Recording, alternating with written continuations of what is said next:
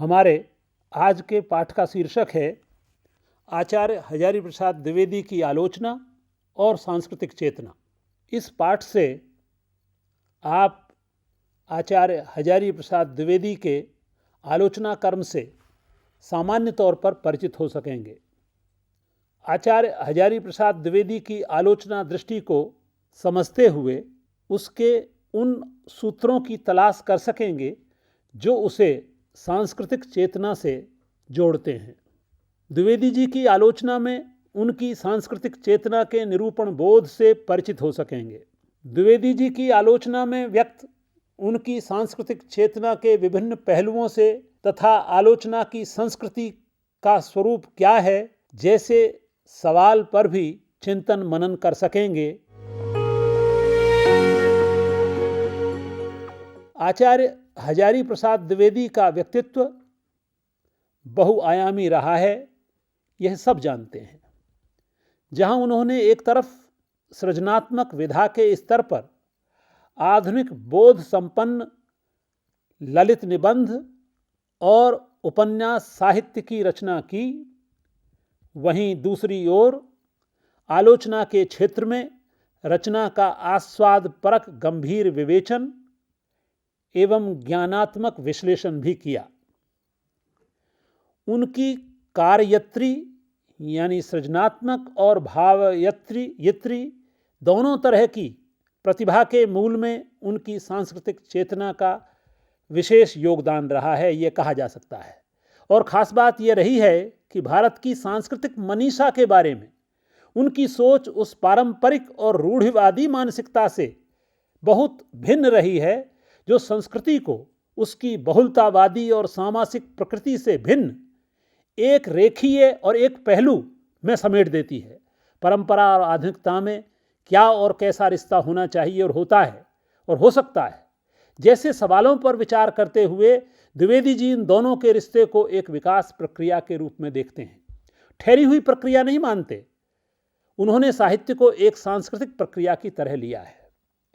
इसलिए उनके यहाँ साहित्य के सवाल संस्कृति से विच्छिन्न नहीं हैं। वे साहित्य को संस्कृति का एक महत्वपूर्ण हिस्सा मानते हैं। इसलिए साहित्य के सवालों पर विचार करते हुए वे मनुष्यता और उसकी सांस्कृतिक जरूरतों को भी ध्यान में रखते हैं। द्विवेदी जी की मान्यता यह है कि वही साहित्य सच में साहित्य कहलाने का हकदार है जो व्यक्ति को उसकी पशु सामान्य मनोवृत्तियों से ऊपर उठाकर समस्त जगत के सुख दुख को समझने की सहानुभूति परक दृष्टि देता है। पशु जगत की सामान्य प्रवृत्तियों से ऊपर उठाने की बात उन्होंने कही है। उन्होंने बतलाया है कि जो साहित्य हमारी पशु सामान्य वृत्तियों को बड़ा करके दिखाता है और जो हमें स्वार्थी एवं खंड विच्छिन्न बनाता है उसे साहित्य नहीं कहा जा सकता।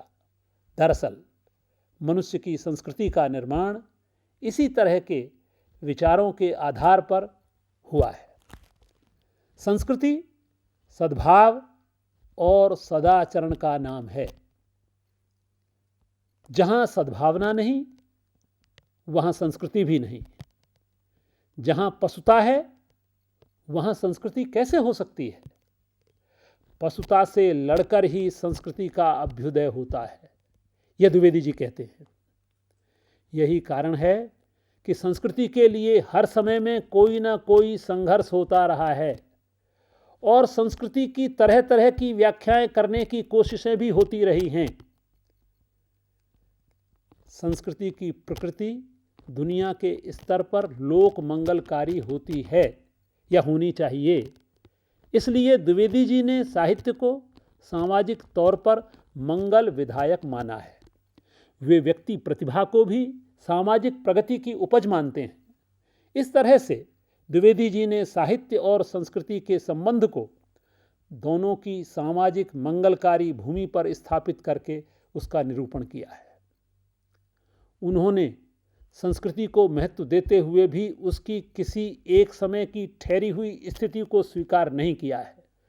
वे उसे सतत विकसनशील मानते हैं, बदलती हुई मानते हैं, जैसे संसार निरंतर गतिशील रहते हुए खुद को बदलता है, वैसे ही संस्कृति भी निरंतर बदलती रहती है। इस प्रक्रिया में पुराने जीवन मूल्यों के स्थान पर नए जीवन मूल्य जुड़ते चले जाते हैं।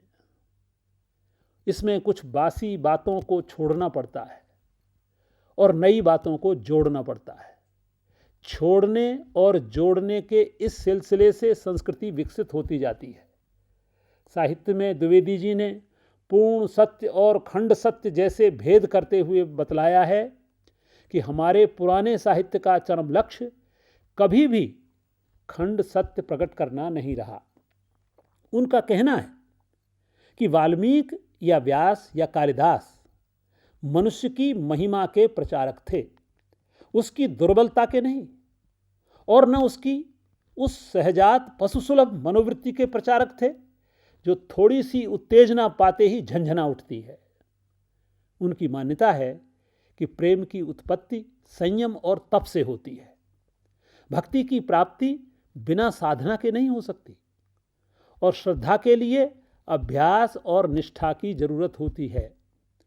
उन्होंने एक जगह पर यह भी लिखा है कि क्षणिक आवेग, सामयिक उन्माद, अधीर विनिवेदन तब तक भारतीय कवि के चित्त को मुग्ध नहीं करते जब तक वे संयम, तप और भक्ति में स्नान करके पवित्र न हो गए हों। इस तरह द्विवेदी जी की सांस्कृतिक चेतना का निर्माण भारतीय मनीषा की उस भूमि पर होता है जो हजारों सालों से अपने संस्कारों के अनुसार परिचालित, प्रेरित और संचालित होती रही है। लेकिन उसके संस्कार कभी एक बिंदु पर ठहरे हुए नहीं रहे हैं। उनका निरंतर परिवर्तन और विकास हुआ है।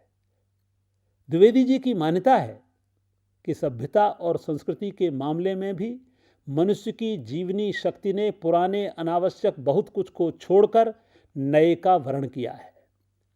उसने अपनी लंबी जीवन यात्रा में न जाने कितने धर्माचारों, विश्वासों, उत्सवों और व्रतों का परित्याग किया है, उनको छोड़ा है।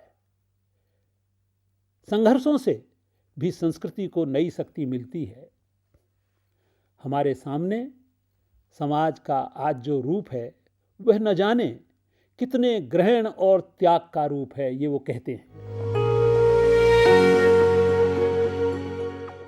आचार्य हजारी प्रसाद द्विवेदी ने आलोचना कर्म में इतिहास अनुसंधान के साथ सांस्कृतिक कर्म के रूप में बहुत उल्लेखनीय कार्य किया है। इस वजह से उनके आलोचना कर्म में इतिहास और अनुसंधान दोनों तरह के ज्ञान का अद्भुत योग मिलता है। उन्होंने सैद्धांतिक और व्यावहारिक दोनों तरह की आलोचनाएं लिखी हैं। हिंदी साहित्य की भूमिका उनका एक महत्वपूर्ण शुरुआती आलोचना ग्रंथ है, जिसमें वे आचार्य रामचंद्र शुक्ल जैसे आलोचक मनीषी की कई मान्यताओं से अपनी असहमति दिखाते हैं और उनसे अलग अपनी धारणा प्रस्तुत करते हैं। वे लकीर के फकीर नहीं हैं। अपने इतिहास बोध अनुसंधान दृष्टि से उन्होंने कबीर की काव्य चेतना पर अपने समय में मौलिक आलोचना प्रस्तुत की। उनकी अनुसंधान परक आलोचना दृष्टि ने हिंदी साहित्य के आदिकाल और भक्तिकाल से संबंधित कई पूर्व मान्यताओं को बदलकर उनको ज़्यादा विवेक सम्मत, आधुनिक और प्रामाणिक बनाया है। आधुनिक समय के बारे में भी उन्होंने मानवतावादी दृष्टि से खुला विचार किया है। वे एक महत्वपूर्ण और आधुनिक ललित निबंधकार भी हैं, जिनमें उनके आलोचक का एक सांस्कृतिक रूप देखने को मिलता है। इसके साथ ही निबंध के आकार में भी उन्होंने महत्वपूर्ण आलोचना कर्म किया है। कबीर की तरह द्विवेदी जी ने सूरदास पर आरंभ में ही एक आलोचना पुस्तक सूर साहित्य के नाम से लिखी। हिंदी साहित्य शीर्षक से द्विवेदी जी ने हिंदी साहित्य का इतिहास लिखा, जिसमें उन्होंने हिंदी के प्रमुख साहित्यकारों की विशेषताओं का उद्घाटन अपने ज्ञान और नज़रिए से किया है। कालिदास उनके विशेष प्रिय कवि हैं। कालिदास की लालित्य योजना भी उनकी एक महत्वपूर्ण आलोचना कृति है। सच तो यह है कि उनके संपूर्ण साहित्य में उनकी सांस्कृतिक चेतना और आधुनिक विवेक का अद्भुत संयोग मिलता है। बार बार उन्होंने कहा है इस बात को, और इस बात पर विशेष बल दिया है कि हमारे सामने जो काम हम करते हैं उसका उद्देश्य स्पष्ट होना चाहिए। जब तक उद्देश्य स्पष्ट नहीं हो जाता तब तक कोई भी कार्य फलदायी नहीं हो सकता, चाहे वह कितनी ही व्यापक शुभेच्छा के साथ आरंभ क्यों न किया गया हो। जैसे कुछ लोग हिंदू मुस्लिम एकता को उद्देश्य मानकर काम करने की बात अक्सर कहते हैं, किंतु द्विवेदी जी इसे केवल साधन मानते हैं, साध्य नहीं। साध्य के बारे में उन्होंने बार बार कहा है, कई जगह कहा है, साध्य है मनुष्य को पशु सामान्य स्वार्थी धरातल से ऊपर उठाकर मनुष्यता के आसन पर बैठाना। यही सूत्र है जिसे द्विवेदी जी की सांस्कृतिक चेतना का आधार कहा जा सकता है। द्विवेदी जी की आलोचना दृष्टि पर उनके सांस्कृतिक नजरिए का गहरा प्रभाव पड़ा है। द्विवेदी जी द्वारा किया गया संपूर्ण साहित्य कर्म एक विशेष उद्देश्य को ध्यान में रखकर किया गया है। वह उद्देश्य है हर मनुष्य को पशु सामान्य स्वार्थी धरातल से ऊपर उठाना और ऊपर उठाकर उसे मनुष्यता के आसन पर प्रतिष्ठित करना। कहना न होगा कि यह और कुछ नहीं, मनुष्य की सबसे बड़ी सांस्कृतिक सद्भावना और उससे संबद्ध संकल्प ही है जिसके लिए हर सच्चा संस्कृति कर्मी प्रयत्न करता है। द्विवेदी जी का संपूर्ण रचना कर्म इसी भाव और उद्देश्य के प्रति समर्पित रहा है। इसलिए उनकी आलोचना और संस्कृति में गहरा रिश्ता है। इसके साथ ही मनुष्य को दासता, जड़ता, मोह, कुसंस्कार और परमुखापेक्षिता से बचकर उसे क्षुद्र स्वार्थों से ऊपर उठाकर सत्य, न्याय और उदारता की दुनिया में ले जाना, जहां वह शोषण से लड़कर परस्पर सहयोग के पवित्र बंधन में बंध सके। एक जगह वो कहते हैं कि मनुष्य का सामूहिक कल्याण ही हमारा लक्ष्य हो सकता है, वही मनुष्य का सर्वोत्तम प्राप्य है। उनकी एक बात की तरफ खास तौर से ध्यान देने की जरूरत है कि उनके लिए संस्कृति किसी देश विशेष या जाति विशेष की कोई मौलिक विशेषता नहीं है। वे सारे संसार के मनुष्यों की एक सामान्य मानव संस्कृति की धारणा और आवश्यकता को मानते हैं, जैसे गुरुदेव रविन्द्रनाथ टैगोर मानते थे। उनका गहरा असर उनके विवेक पर है। यह अलग बात है कि उसके लिए ऐतिहासिक भौगोलिक स्तर पर विभिन्न देशों समाजों की सीमाओं में रहते हुए भिन्न भिन्न स्थानीय प्रयत्न भी होते चले आए हैं। संस्कृति का स्थानीयता से गहरा रिश्ता होता है, लेकिन वो संपूर्ण मानवता से जुड़ी होती है। इन्हीं प्रयत्नों के अंतर्गत उन्होंने मनुष्य की श्रेष्ठ साधनाओं को संस्कृति कहा है। मनुष्य की श्रेष्ठ साधना ही संस्कृति है। जो भी श्रेष्ठ है इस धरती पर वो सब संस्कृति के अंतर्गत आता है। वे इस तथ्य के प्रति सचेत किए बिना नहीं रहते कि संस्कृति के नाम पर लोगों में ऐसी आसक्ति और मोह होता है जो कभी कभी उनकी बुद्धि और विवेक को जड़ बना देता है। ये हर एक व्यक्ति नहीं कह सकता कि संस्कृति जड़ भी बना सकती है व्यक्ति को। इससे बचने के लिए जरूरी है कि संस्कृति के मामले में त्याग और ग्रहण की वृत्ति को अपनाकर चला जाए। कुछ छोड़ा जाए, कुछ जोड़ा जाए। जरूरी नहीं है कि एक समय में जिसे संस्कृति माना गया, आगे चलकर समय और परिस्थितियां बदल जाने पर भी वह संस्कृति के अंतर्गत ही बना रहे। कहने का तात्पर्य यह है कि जैसे और बातें बदलती हैं, वैसे ही सांस्कृतिक मूल्यों में भी परिवर्तन होता है। पुरानी बातों के साथ नई बातें जुड़ती हैं, पुरानी संस्कृति में भी बहुत सी अच्छी बातें हैं। दूसरी बात यह है कि द्विवेदी जी ने सांस्कृतिक जीवन मूल्यों को विशिष्टता के बजाय साधारणता में देखा है।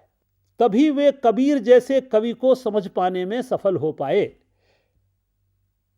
कबीर साधारणता से वैशिष्ट की रचना करते हैं। कबीर के बारे में तथ्य सभी को मालूम है कि वो औपचारिक तौर पर बहुत शिक्षित नहीं थे। उन्होंने स्वयं लिखा है कि मैंने मसी और कागज को छुआ तक नहीं है, हाथ में कलम को नहीं लिया है।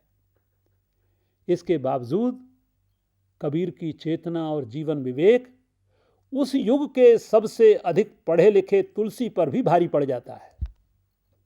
क्या कारण है कि कबीर आधुनिक जीवन से जुड़ते हैं? कबीर अपने जीवन अनुभवों में बहुत बड़े हैं। उनकी व्यापकता और गहराई को उस युग का और दूसरा शायद ही कोई पहुंच पाया हो। इसकी वजह है उनकी अपने समय के सामान्य जीवन से निकटता। इसका रहस्य भी उन सांस्कृतिक जीवन मूल्यों में छिपा हुआ है जो जिंदगी के साधारण स्रोतों से आते हैं। द्विवेदी जी की आलोचना दृष्टि का मूल आधार यही है। यही उनको कबीर की ओर ले जाता है। अपनी इसी दृष्टि से वे एक सामान्य व्यक्ति की तरह से चीज़ों को आसानी से देख और जान लेते हैं। यहाँ उनका सारा शास्त्रीय पांडित्य पीछे छूट जाता है। वे इस बात को ज़्यादा तरजीह देते हैं कि शास्त्रीय ज्ञान से जीवन के अनुभव ज़्यादा बड़े और काम के होते हैं। शास्त्र भी काम का होता है, लेकिन जीवन अनुभव उनसे ज़्यादा बड़े होते हैं। तीसरी बात यह है कि अपनी आलोचना दृष्टि में वे एक और आधुनिक वैज्ञानिकता को रखते हैं, तो उसके साथ परंपरा से चली आ रही साहित्य की उस रस दृष्टि को भी, जिसके बिना साहित्य बनता ही नहीं। वो सूखी नदी की तरह हो जाता है। इस तरह से वे जहां एक और पुराने अतिवाद से बचते हैं, वहीं नए को सहज स्वीकृति भी प्रदान करते हैं। द्विवेदी जी इस बात को कभी भूलते नहीं कि नई बातों के आने के साथ कुछ पुरानी बातें छूटती जाती हैं। उनकी मान्यता है कि वैज्ञानिक तथ्यों के परिचय से, राजनीतिक, सामाजिक और आर्थिक परिस्थितियों के दबाव से और आधुनिक शिक्षा की मानवतावादी दृष्टि के बहुत प्रचार से हमारी पुरानी मान्यताओं में बहुत बदलाव आ गया है, बहुत अंतर भी आ गया है। इस तरह से वे एक समन्वय के सिद्धांत के नजरिए से चीजों के संबंध को पहचानते हुए दिखाई देते हैं। उनका मार्ग कहीं से भी अतिवादी नहीं है। संतुलन का सिद्धांत उनके यहां सबसे ज्यादा काम करता है। संस्कृति के बारे में द्विवेदी जी अपने साहित्य में जितने सजग हैं, उतने ही अपने आलोचना कर्म में। उनके उपन्यास, उनका ललित निबंध साहित्य जितना भी है, उनमें संस्कृति का एक स्रोत लगातार प्रवाहित रहता है। उनके अनुसार संस्कृत का निर्माण एक दिन में नहीं हुआ है और न ही उसे किसी एक समूह या समुदाय ने निर्मित किया है। वह न जाने कितने तरह के संयोगों और समन्वयों का फल है। उनका एक निबंध है, हमारी संस्कृति और साहित्य का संबंध, जिसमें उन्होंने बतलाया है कि सबसे अधिक आर्यतर समन्वय, आर्यतर, ध्यान दीजिए शब्द पर, साहित्य और ललित कलाओं में हुआ है। आर्यतर। उन्होंने इस दृष्टि से महाभारत और कालिदास के साहित्य की तुलना करते हुए, जहां महाभारत में व्यक्त तेज और अभिव्यक्ति के वेग को आर्य संस्कृति की विशेषताओं से संपन्न माना है, वहीं कालिदास के लालित्य, माधुर्य और व्यंजना को आर्यतर उपादान के रूप में देखा है। एक जगह आर्य है, एक जगह आर्यतर उपादान है। इस तरह से वे शुद्धतावादियों को मानो जवाब देते हैं और उनसे असहमति प्रकट करते हुए यह स्थापित करते हैं कि हमारा यह संसार अनेकानेक आदानों और प्रदानों से बना है। हमने बहुत कुछ दूसरों से लिया भी और दूसरों को दिया भी है, और इसमें कुछ भी शुद्ध नहीं है। एक निबंध में वो कहते हैं, सब कुछ में मिलावट है, शुद्ध है तो वह है केवल जिजीविषा। इस तरह से संस्कृति में भी सब कुछ शुद्ध नहीं है, उसके भीतर भी न जाने कितनी तरह की मिलावट है, और वह दूसरों से आदान और प्रदान की प्रक्रिया में बनी है। साहित्य और अन्य कलाओं में आर्यों ने देश की आर्यतर जातियों से कितनी बातें ली और सीखी हैं, ये द्विवेदी जी बार बार बतलाते हैं। देख लीजिए, हमारे भक्तिकालीन साहित्य को लीजिए, उसमें बहुत कुछ ऐसा है जो आर्यतर है। भक्ति के बारे में कहा गया है कि वह द्रविड़ देश में पैदा हुई और बाद में उत्तर में आई, भक्ति द्राविड़ी उपजी लाए रामानंद, ये कहावत की तरह प्रचलित है ये वाक्य। इसी तरह से आभीर जात के साथ आने वाली कृष्ण की कथा में राधा को लिया गया है। हमारे यहां राधा श्रीमद् भागवत की मूल कथा में नहीं है। जैसे भक्ति काल में एक धारा सूफी मत की बाहर से आई और यहां समा गई, जिसमें प्रेम को ही सर्वोपरि माना गया, वो हमारी कथाओं में मिल गई, लोक कथाओं में मिल गई, लोक काव्यों में मिल गई, जिसका गहरा असर यहां की संस्कृति पर पड़ा। एक खास बात और है, द्विवेदी जी की संस्कृति और सांस्कृतिक चेतना उस आनंद भाव से अलग नहीं है जो मनुष्य को उल्लास के साथ हृदय खोलकर शिक्षित करता है। द्विवेदी जी बार बार आनंद भाव को रेखांकित करते हैं। अपनी आलोचनाओं के मार्फत उन्होंने इस सांस्कृतिक चेतना को विकसित करते हुए ये कहा है कि सुंदरता के बिना संस्कृति की कल्पना करना भी संभव नहीं है।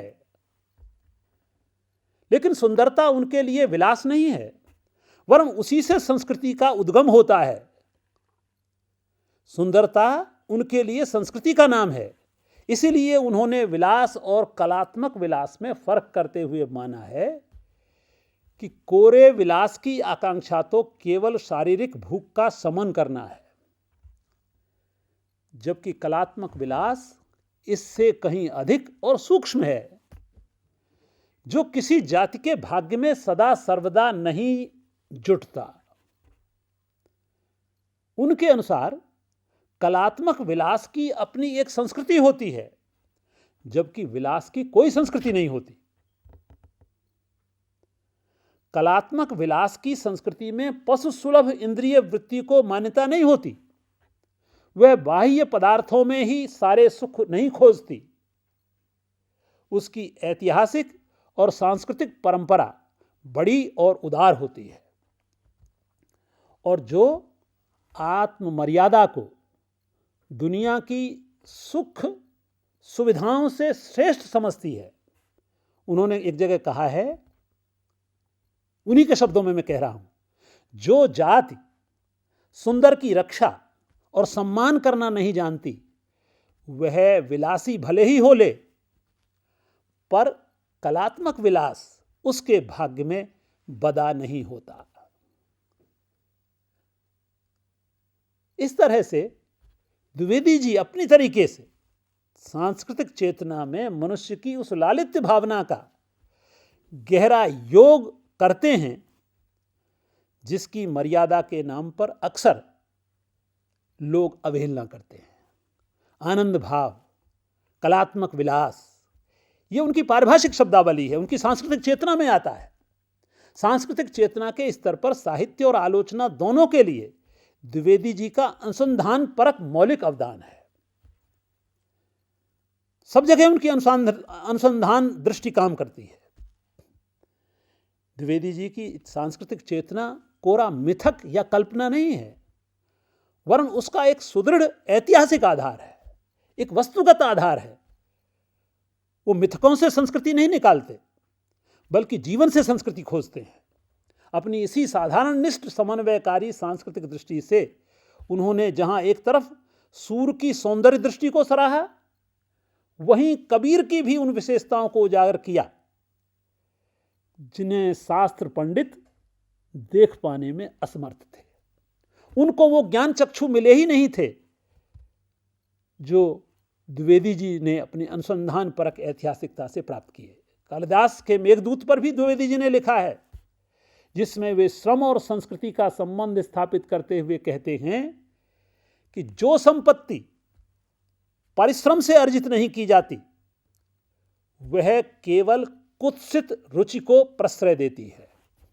उससे समाज में भ्रष्टाचार पनपता है, अनैतिकता पनपती है। उनके लिए सात्विक सौंदर्य वहां होता है जहां चोटी का पसीना एड़ी तक बहता है और भीतर के विकारों को धोता रहता है, वो पसीना प्रक्षालन करता है। द्विवेदी जी की सांस्कृतिक चेतना से इस सात्विक सौंदर्य का एक ऐसा रिश्ता है, गहरा रिश्ता है, जो परंपरा से चले आते सौंदर्य का भी संस्कार करता है। और इस संस्कार को बल मिलता है लोक जीवन और उसके अंतः स्पंदन से। लोक जीवन की बात करते हैं द्विवेदी जी। यही कारण है कि द्विवेदी जी के यहां शास्त्र से ज्यादा बल लोक पर रहता है।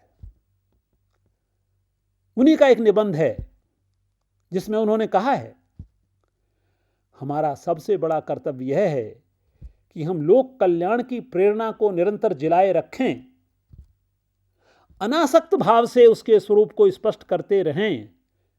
लोक कल्याण की प्रेरणा, अनासक्त भाव रेखांकित करने योग्य है ये। और इस बात का बराबर ध्यान रखें कि जो लोग शक्तिशाली होने जा रहे हैं, सत्ता प्राप्त कर रहे हैं, उनमें लोक कल्याण के स्थान पर किसी कारण का मोह तो नहीं पैदा हो रहा है। सत्ता प्राप्त करने वाले लोगों में अक्सर ऐसा हो जाता है, मोह होना, सत्ता से ही मोह हो जाता है। वे मानते हैं कि जो सुंदर है वही संस्कृत है, जो सुंदर नहीं है वो संस्कृत भी नहीं है। इस सुंदर की शुरुआत मनुष्य के आदिम काल में ही हो गई थी, ये आज की बात नहीं है। आदिम मनुष्य को इस बात पर विश्वास था कि यदि वह सुंदर बैल के चित्र बनाएगा तो उसे सुंदर बैल ही प्राप्त होंगे। इसलिए जो शैल चित्र हैं उनसे ये निष्कर्ष निकालते हैं कि बैल इसलिए बनाया आदिम आदमी ने गुफाओं में कि उससे सुंदर बैल प्राप्त होगा। इसी मंगलकारी भावना से अनेक तरह के कला रूपों का जन्म हुआ, ऐसा द्विवेदी जी मानते हैं। संस्कृति का मतलब भी समाज में मंगल का आयोजन है। जो मंगल का आयोजन नहीं करती वो संस्कृति कैसे हो सकती है? सांस्कृतिक चेतना का यही मंगलकारी बिंदु है जो द्विवेदी जी की आलोचना का सबसे पहला और प्रमुख प्रेरक सूत्र है। इसी में से एक सूत्र निकला है बंधनों के विरुद्ध विद्रोह की भावना। यह भी उनकी सांस्कृतिक चेतना का एक सूत्र है कि बंधनों को देखिए, बंधन क्या है आपके समय में, उनके प्रति विद्रोह करिए। जैसे वो कहते हैं, नृत्य जैसे कला रूप में उन्होंने इसी आधार पर जड़ता के विरुद्ध चैतन्य की उद्भावना की है। नृत्य को वो बंधनों से मुक्ति की कला मानते हैं। उनका सारा साहित्य और आलोचना कर्म इसी सांस्कृतिक चेतना का फलित रूप है। अब तक जितनी भी बातें कही हैं उनका सार यह है, निष्कर्ष यह है कि द्विवेदी जी के लिए केवल आलोचना कर्म ही नहीं वरन समस्त साहित्य कर्म एक सांस्कृतिक प्रक्रिया है, सांस्कृतिक कर्म है। और संस्कृति की जो व्याख्या उन्होंने की है वो अलग तरह की है। फिर मैं ये बात कहूंगा कि उन्होंने ठीक कहा है कि पशु का जीवन केवल जीने के लिए होता है, उसमें प्रेम का विस्तार नहीं है, उसमें सौंदर्य प्रीति नहीं है और कुछ नया करने की इच्छा शक्ति भी नहीं है। उन्होंने अपने समस्त आलोचनात्मक लेखन में इस बात को बार बार दोहराया है कि जिस जीवन में प्रेम नहीं और सौंदर्य की आकांक्षा एवं उसका सृजन नहीं, वह जीवन पशु के जीवन से ऊपर नहीं है। वह प्रयोजनों से बंधा हुआ है। उसकी कोई संस्कृति नहीं है जो प्रयोजनों से ऊपर उठ जाए, वो संस्कृति है। अर्थात जो लोग अपनी मानव संस्कृति के साथ नहीं जीते, उनका शरीर मानव शरीर होते हुए भी उनका जीवन पशु जैसा ही जीवन होता है। द्विवेदी जी की आलोचना दृष्टि भी ऐसे ही मूल्यों का संधान और आख्यान करने वाली है। उन्होंने एक जगह पर लड्डू का उदाहरण देते हुए लिखा है कि घी का लड्डू कैसा ही क्यों न हो, अर्थात वह कैसा ही टेढ़ा मेढ़ा क्यों न हो, उससे उसका प्रयोजन तो सब जाता है। इसके बावजूद मनुष्य जो मिठाई बनाता है उनको कलात्मक बनाता है। मनुष्य उतने से संतुष्ट नहीं होता, वह लड्डू को भी सुंदर आकार देता है, तरह तरह के आकार देता है, क्योंकि उसका प्रयोजन केवल असुंदरता से प्रयोजन पैदा करना नहीं है, उसे आंखों को आकर्षित करने वाला सुंदर आकार देना भी है। यही उसकी कला भावना है और यही उसकी संस्कृति है।